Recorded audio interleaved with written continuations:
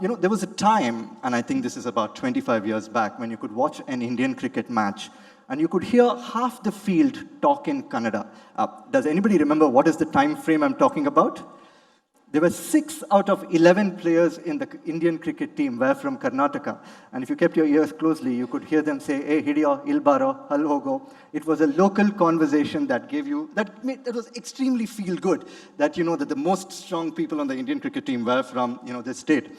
But really, our city's contributions go way beyond cricket, I must be honest about that. And with world-class facilities and a lot of visionaries who are now making Bengaluru their home, we could be the sports capital of the country. But the question is, how do we get there and what should we be doing? Which is essentially what our next panel discussion is going to be deliberating about. Now, for this, I'm just going to take a quick moment more, once I make sure that our mics are set and the cameras are positioned for this next panel discussion. We're going to have some people who are going to throw light on not just cricket, but the other sports which are making a huge impact. And I'm really excited to be listening to this panel discussion. So please just give us a quick moment. Now, if you haven't had a quick look outside there in the lobby, from the stables of the printers Mysore, we have a whole array of, we have a repertoire of properties that we are extremely proud of. Of course, there's Deccan Herald and there's Prajavani, but we also have newer digital products that we would like you to discover and engage, and, well, perhaps even subscribe. So please do meet our team members from the printers Mysore who are outside there to help you experience and engage with what we are building for the digital and the next generation of people here in Karnataka and also across for the world.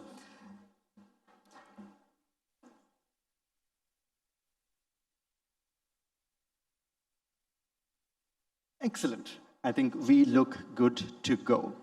Now, our first panelist on stage who's going to be joining us is the CEO of Inspire Institute of Sports. Now, after graduating from the University of Cape Town, he followed that up with a sports business program at the University of Witwatersrand in South Africa. Now, he's got more than 20 years of experience in the sports industry, and that includes coaching swimming South Africa and working as a performance consultant for high-performance sport New Zealand and leading the 2012 Olympics campaign for New Zealand's swimming team. Please join me in welcoming on stage Rushdee Warley. Rushdee?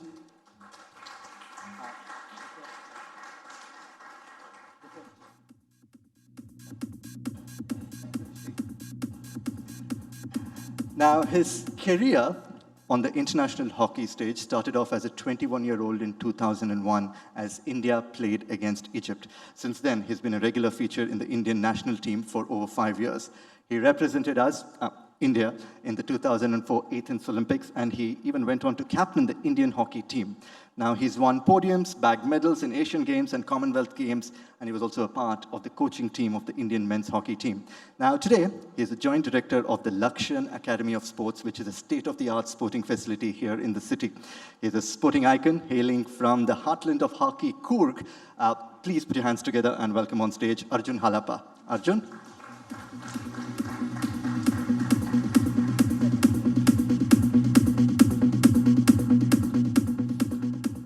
Our next panelist is the founder and director of the Bengaluru-based Nimida Group, and he steers diverse business sectors like retail, consumer goods, farming, and sports talking about sports at Nimida, which was set up in 2019. They're fostering grassroots sporting talent and providing a pathway onto the national stage.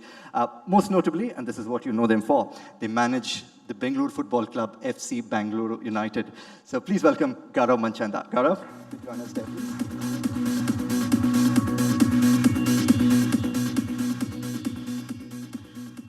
And our hostess for this session is a former Karnataka state tennis player. She's a banker turned sports administrator who was awarded the Chevening Gurukul Scholarship at the University of Oxford. Now, she's a member of the Target Olympic Podium Scheme, an initiative of the Ministry of Youth and Sports Affairs.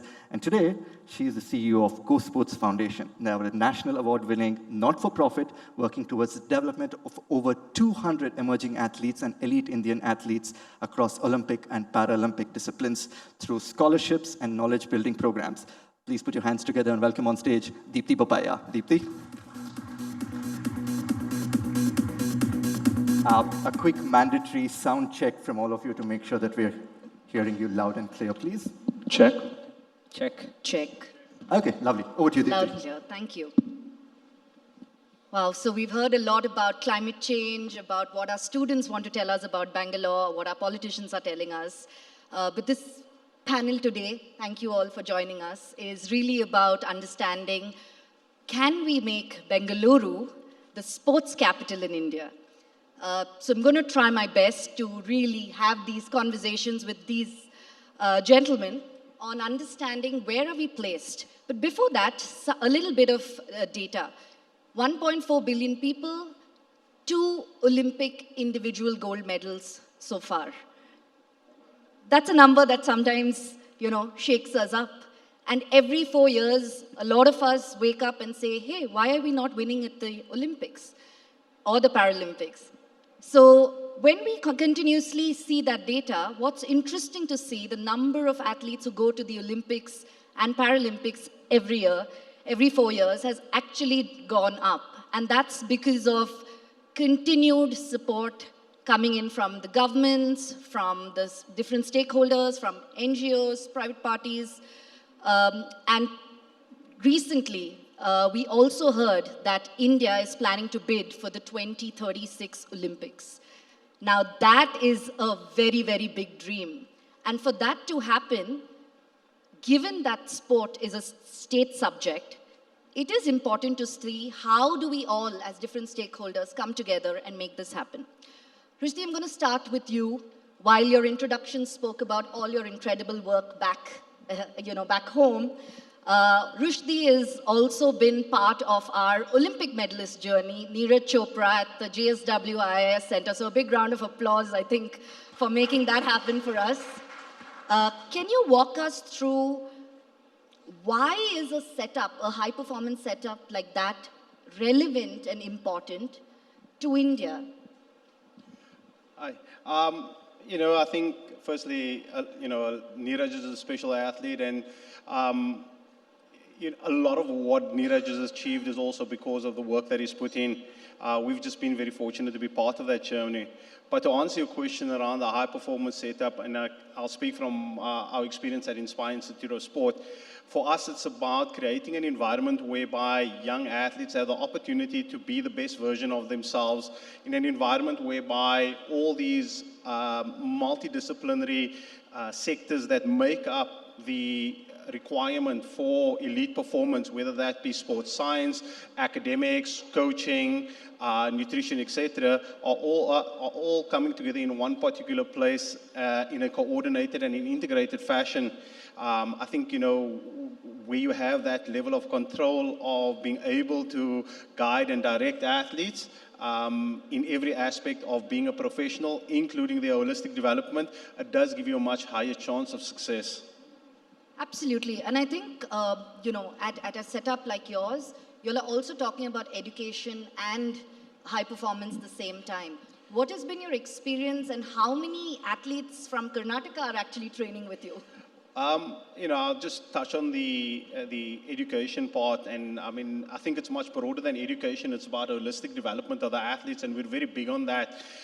We believe that a person that is developed holistically is going to be a much better athlete, and all the athletes within IIS currently that are there, that are school-going age, are obligated to attend school every day, whether that be, they've got a number of different curriculums that they can look at, but every day, like they go to training, like they go to the gym, they're expected to be at training, they're expected to be at their school classes at the same time, which is structured like any other school that you'd go to. We just obviously have the flexibility in being able to create the right circumstances where they can train and have an education. From Karnataka, in total we have roughly about 200 athletes, and the reality is that from Karnataka we've got 19 athletes. And that is largely because of the sports that we're working in right now. We're working in boxing, judo, wrestling, track and field, and most recently swimming. And, there seems to have been a larger dominance of particularly the combat sports up in the north and in the northeast. You're starting to see some of that developing now more and more in Karnataka, particularly boxing is coming on a little bit. But, you know, a sport like wrestling, there are just small pockets of excellence. But with adding swimming into the program, and particularly athletics also, you're starting to see more and more athletes that are coming to the institute that have the ability to compete and train at that particular level. The challenge with creating and providing opportunities, particularly in combat sports, is that you need to make sure that the athletes at a young age have the technical abilities and skills to be able to compete with their counterparts, failing which it kind of becomes dangerous because you are in a combat situation every day. You don't want athletes to get hurt. And at the end of the day, these athletes are all training at the national level. We work alongside Karnataka boxing by providing training camps. We've done some work with Karnataka wrestling. But, you know, these are all developmental initiatives that we're looking at right now in order to try to uplift those particular sports. No, that's super because in the recent budget that came out, Karnataka is planning to set up a sports city and has allocated about 70 acres somewhere near Yelahanka, and we'll talk about that a little more. You know, coming to you, Arjun, an Olympian now setting up an academy which is attempting to really further the aspiration of many young talent. What I particularly noticed when you walked up the stage was on your t-shirt at the back, it said, "Everyone is a winner." So do you want to walk us through that philosophy as well? Yes. Good evening. I think he spoke. Ellargu namaskara first. I think he spoke. The guy who introduced us, Canada, used to speak. That is how we all grown up in the 90s. Canada ಮಾತಾಡ್ಕೊಂಡೆ ಬೆಳೆದಿದ್ದು. Firstly, my journey, I think he told that 2001 I started my senior journey. More importantly, I think Deccan Herald has played a huge part for me, especially Sudha magazine 98 when I played my first represented Karnataka team. Sudha covered me in the front page of it, Kodaganinda Uduga. So I am very grateful to Deccan Herald to taking through my journey from that till now sitting in front of you and speaking about sports as a whole in Karnataka. Getting back to Lakshan, we are called as Lakshan Academy of Sports in Bangalore. For me as an athlete, from getting into entrepreneurship and getting into an organization as a sports academy, it's a long journey, it's a good learning process for me. So Lakshan Academy of Sports, everyone is a winner is a tagline. Why it came, it was because sport, everyone can't be a medalist at the top level or can't be part of Olympic. We want to educate and make understanding to the people so that sport should be a part of the living it is. So being healthier also, it teaches you good way of living. And also we try to educate parents and kids also. If you can't make up to the Olympic part of Olympic team or World Championship, you can be a part of a team which represent country, getting into different verticals as a physiotherapist or a masseur or a coach or a sports management team or a sports lawyer or something of that. So lots of things have been included in this thing, given a thought process, give everyone is, the tagline has come up with people. No, absolutely. I think me personally, being an athlete, getting into banking and coming back into sports administration over the last decade has been quite interesting. So lots of engineers, scientists. Today we need all kinds of support in Indian sport. So I'm going to come to you. For us, when you look at what you have ventured into, Gaurav, why football and why a Spanish football team? Can you walk us through that thought process and how did you, go about doing that? Yes, of course, Deepthi.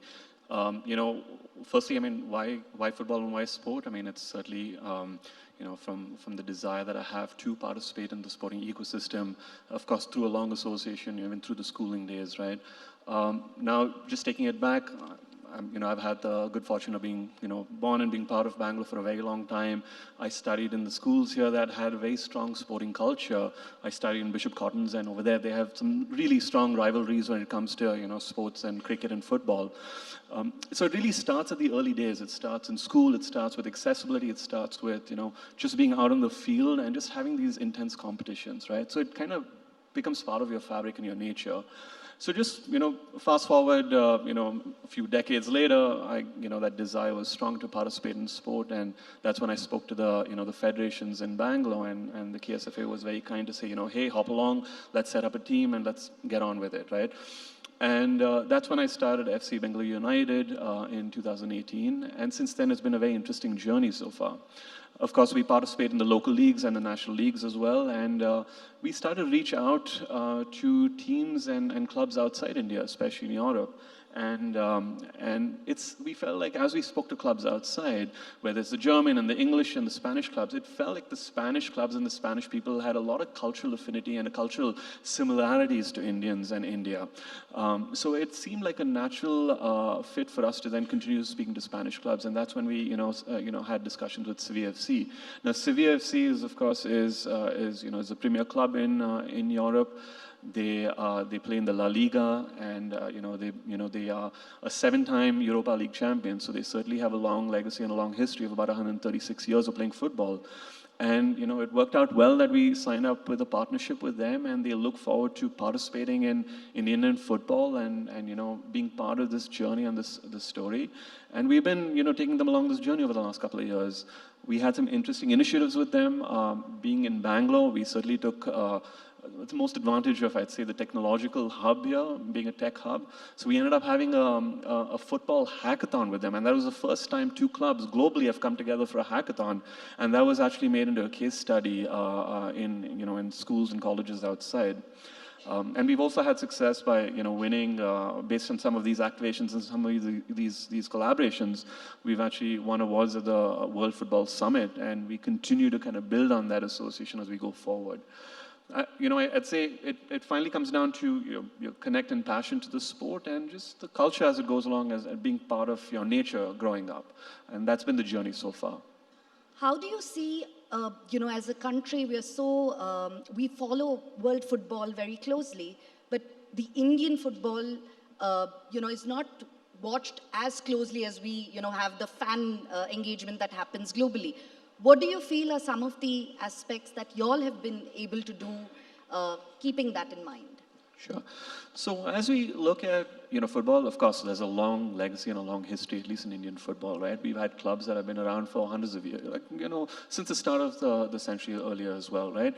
So it's really just building on that and continue to have grassroots development and making sure that there's talent that is generated on a continuous basis, right? So it shouldn't be sparks of talent where we have, a few standouts, but we certainly need more heroes. We need a fire burning in a sense, right? We need a consistent pipeline of talent, and we need consistent, heroes coming out of the systems, right? Heroes and heroines, where kids look forward to want to be like them and emulate them and kind of build on that, right? Right now, kids, when it comes to football, look at heroes outside India. We need more people to look up to here. And that is a consistent, effort of development, not only at, through infrastructure and programs and, making it part of the ethos and education. It's coming together of many stars and aligning many stars to make that happen. And I think we're getting there. I think there's a lot of work that's being done. There's a lot of investments that's been going into this. So it needs a collective effort and a strategic vision, collaboration and investments, and it'll all happen. It's a matter of time. It'll happen. Absolutely. I think the fact that we have seen these kind of results with one of our best performances at the Asian Games, crossing 100 medals over there at the Para-Asian Games, and now attempting to send our largest contingent. And what's really interesting, in the area of work that I've done is, in the last decade, every time we'd speak to an athlete, they would say, I want to become an Olympian. Mujhe Olympics jana hai. But today, they talk to you about wanting to go and win a medal. And I think that self-belief is really about how the youth of our country is really talking about. And talking about youth, if we have 65% of our country who are less than the age of 35, there is a lot of work to do, not just in terms of bringing champions, but really in terms of nurturing them. Like you said, everyone cannot go on to win that medal. We have to be able to create more areas where people can get into other work. So how do you see Bengaluru, in terms of your time when you were playing and now? What are some of those elements that you see which is very different and, something which is very progressive from a state perspective? So if you ask me, see when I started my journey in 92 in Canara Stadium here only, for me, the daily allowance was around 7 or 10 rupees per day. So that is how I started my journey. So now looking after 25, 30 years, if you get into Sai hostel or DYS hostel from the state, so there's lots of change it is. The improvement wise, the food, accommodation, the traveling, tournaments, kitting. So lots of changes are happening. So see, one thing I can add more is that, when we started this academy, it is not only, I might look like a selfish, we have to be successful. No, I want this to be successful because I would like to see lots of big corporates coming and investing in sports, and where the accessibility is access to all the general people also at the top facility, where they access the facility and train at some level. So where we can see some athletes going from there and representing a country and winning medal. That is very important. It is not only, I think JSW is doing a wonderful job. There is no doubt about that. It's only for the top athletes over there. The access should be 150 crores of population of winning 4 or 5 medals, 10 medals. It doesn't make sense, and we call a sporting nation. I think it is very important. I think big corporates have to come and take that initiative to give accessibility to the sports to every public across country. It is not, of course, Bangalore, I want to see more from Karnataka, no doubt. But in across India also is very important when we say as a nation, we're trying to host 36 Olympics. And if you look into England's post-2000 Olympics, and when they started hosting for 2012 Olympics, if you study that is a massive study to get through it. And I think there's 12 years for us for hosting India Olympics. I hope that to see good podiums from our country. It is Deepthi. Yeah, while we talk sports, sometimes we end up saying a lot of Olympics, but we just spoke about cricket and how well cricket is doing today. You have young athletes getting into an IPL. You have women athletes now getting into the women's IPL, and I think that's been a really, really fascinating journey as well. Rushdee, how is the whole gender aspect coming in, for sport? Because we spoke about role models. Gaurav spoke about that. Arjun spoke about that. You need that one champion, right, to kind of inspire many, many people around us. And that trickle-down effect has to come back into the budgets and into the policies and into everything that we make. So what do you feel in that aspect? Well, I mean, if you look at the recent success in India, particularly around Olympic Games, you're seeing the likes of, Sakshi and PV Sindhu, a lot of that success, Mirabai Chanu, a lot of that success is coming from women. And it's not something that has gone unnoticed by ourselves, to be honest with you. And again, if you look at what we currently sit with in terms of inspiring sport, there's roughly a 45 to 55 ratio of girls to boys. Having said that, we're in the process of finishing off a hostel that is going to be another 158 beds, and that's going to be for women only. So, probably by April, May this year, the number of women athletes that we're supporting would far outstrip the male athletes. I think you're absolutely right, but it shouldn't only extend to the athletes. You have to start looking at the support structures around that. You have to start looking at the coaches, the support staff, the sports psychology, the physiotherapy, the strength and conditioning coaches.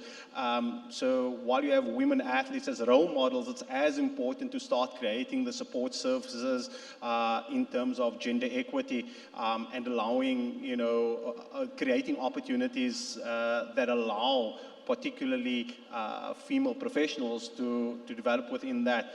I think it's an exciting opportunity, and I think it's one that is untapped so far.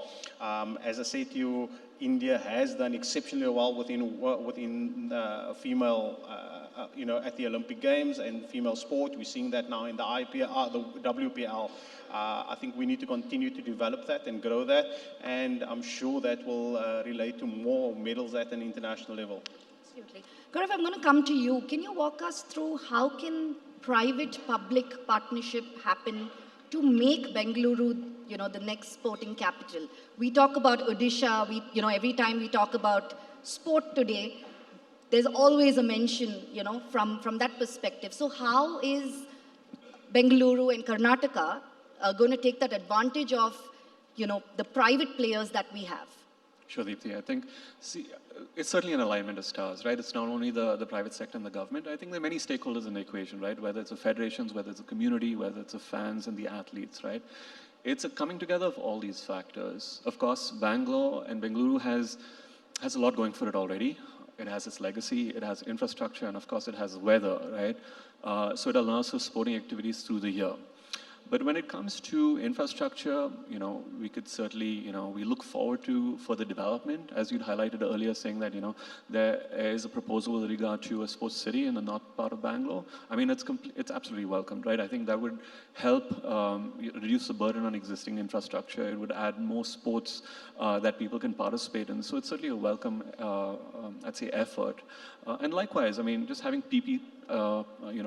private-public partnerships to kind of work on building out more infrastructure can certainly lead the way, no doubt, right? And this is a joint effort of figuring out the investments, a joint effort of figuring out the business model, and bringing everyone together in a collaborative and I'd say, a concerted effort, right? So there are many factors, and while I keep saying that the stars need to align, I think we all need to do our part to kind of nudge the stars in the right direction to make sure that they all come together, they all align. So I think all of us have to certainly play our part in that. Absolutely. I think that's the running theme through the day, where we're talking about different stakeholders coming together and each one of us doing our parts. Arjun, for you, in terms of being an athlete, right? I'm coming back to it from an athlete perspective. What do you feel today's athlete needs from their state in terms of support? I think the big announcement has come yesterday, the cash award. I think that is one. Would you like to, tell the announcement on the Olympic medals? Olympics, World Championship, Asian Games and Commonwealth. So I can say why. I know everyone can't get that, only a few medalists or who participate at some level. But I think that drives, I can say my example, we come from a very poor background, and giving your teenage education, everything one way, and there is no study also, there is no sport after 23, 24 years, so you end up nowhere. So I think if that is one drive where an athlete can pursue his vision, and that drives, when you go back home, you can see your mom, dad, parents happy, and your family happy. That is one big thing happening. So no doubt about that. I think Karnataka government, at least initially, looking to 90s, there was nothing much. When we won Junior World Cup first in 2001, no one was there to receive us. I think now looking back, now government coming in, DYS is coming in, private entities coming in, people like you all, GoSports Foundation coming in, JSW. So lots of people are coming in helping us financially as well as other part also. So that's a very good positive from lots of things, especially from government of Karnataka, now which they have taken the initiative. The sports initiative, that is good initiative. I hope that kicks in faster. And that, lots, as you said, a PPP model, lots of corporates come and chip in that angle also. Absolutely. I think we're seeing corporate funding coming in. When we talk about CSR, there's over 50,000 crores coming into the system, but less than 1% of that actually comes into sport. And, when we talk about all the other areas, since morning we've been talking about medical facilities, roads, transportation, climate. A lot of that we have enabled the CSR funding to come in, but it's also important to bring it in a very structured manner, because otherwise stakeholders would all be driving our own, projects and initiatives. So bringing it all together, Rushdee, how do you see that, from your perspective? I think the fact is that if we do, if you want to create this superpower and this world-class environment within a city, it's important that all the stakeholders come together. It cannot just be driven by one entity, a JSW, or a GoSports, or a Lakshya, or whichever one. It has to involve the government, it has to involve the state government. All those people coming together, that's the only, that in my view, that's the only way you'd actually be able to do that. And it's across all areas, whether that be education, because that ultimately, if you want to create this culture of sport within a city, it starts with the young people and it starts with the kids, and the best catchment area for that would be an area like education. Then you've got the infrastructural element. It's not just about building a stadium or building a sports city. It's about all the role players that actually make it work.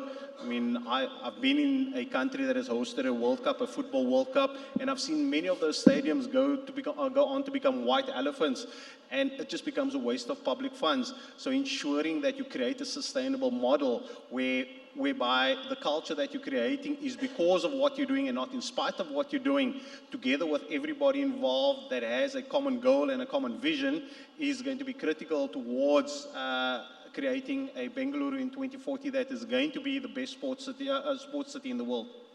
No, thank you for that. I think the coming together of all stakeholders, keeping in mind the longer term impact this infrastructure is going to create, I think is quite important. I'm conscious about time, and I'm going to ask you just one last question each. If each of you had the budgets and the power to make one change to make Bengaluru the sports capital of India, what would you do? Gaurav, we'll start with you. Great question, I like it. I would certainly allocate a decent amount of budget to establish a sports education research and innovation center. Now, this essentially would act as a hub for various, the stakeholders in the equation. It could help provide white papers to identify, gaps in interesting areas of investments and interesting areas of participation for corporates and entities. It could help with policy. It could help nudge along certain vision from a government standpoint. It could help federations along the way as well. It could look at providing support and best practices for athletes, for anyone that wants to participate from a grassroots level. It could also collaborate with, importantly, the tech companies as well. You can bring in the tech know-how in terms of innovation to make sure that the best technology can be brought in to help with analytics, performance, essentially very data-driven approach, and now ML and AI-driven approach as well, right? To kind of nudge along to provide this competitive advantage when it comes on the playing field. So this could be a center that could certainly bring together many of these factors and help also bring together the strategic vision that's required to make sure that, we could truly take Bengaluru to be the sports capital of India. No, that's a super, innovation center, because today when sometimes we're talking to younger athletes, we're seeing the data of what a US athlete or a UK athlete or an athlete from another country at the age of 15, what are they doing and how much are they jumping and how much are they... So if we could actually have it back here in India, that would be, and in Bengaluru, that would be super. Arjun, what would be your change? Change, see, I've gone through from 10 years to till now, 40, 44 now. But so, you have the power and the budget. So what are you going to do? So I think for me, it is, I've always spoken about, say as an athlete, I can say, in 2004 Olympics, earlier days, not now, we used to travel before 1 month for the Olympics. For a 4-year circle of Olympics, for 1 month of training, it is not practically possible to achieve what we want to as a team or as a nation. So as Karnataka government has taken initiative called Karnataka Sports City or Sports University, whatever has been called, I would love to see, for example, Loughborough University in UK. So that kind of infrastructure, I think India as a nation, we are good at tech or infrastructure. It shouldn't be a big problem for us.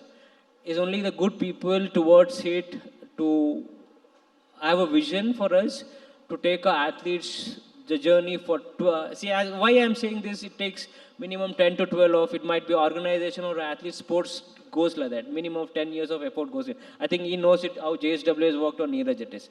So that is what, I hope, I would be very happy to take that initiative and support government where sports unity is coming up, and what I said, like a big university like Loughborough University is setting up in Bangalore. That will be a big initiative from me. Wonderful. Innovation Center, a sports university. Rushdee, what would you do with the budget and the power? I'm going to be a little bit different and contrary to my high performance roots. I'd actually say that if I had the opportunity, I would create sports centers in every district that has accessibility for all kids, with manpower that teaches them the basics of all different sports. and leading into 5 or 6 or 7 high-performance centers all around Bengaluru, which then allows you to have a huge groundswell of young athletes, talented athletes, young people experiencing sport and creating a culture of sport and love for sport within Bengaluru. And as a result of that, a natural consequence of that, one, you will have people that are, involved in a healthy lifestyle, people that are playing sport for enjoying sport, and, okay, a little bit selfishly, you will have the very top athletes rising to the very top of that and going on to win medals at an international stage. Super. So we have to first be able to create the culture, to be able to have the lifestyle, and then pick the talent, and then eventually we get to the top. So we're bang on time. Thank you very much. I hope you enjoyed this discussion. The one thing I'd like to leave all of you with, we're talking about being a sports capital for India. It would be wonderful if each one of us also lived that active lifestyle and go and watch young athletes participate when their tournaments and competitions happen, because encouragement makes them do better and we'll see results for India as well. So thank you so much.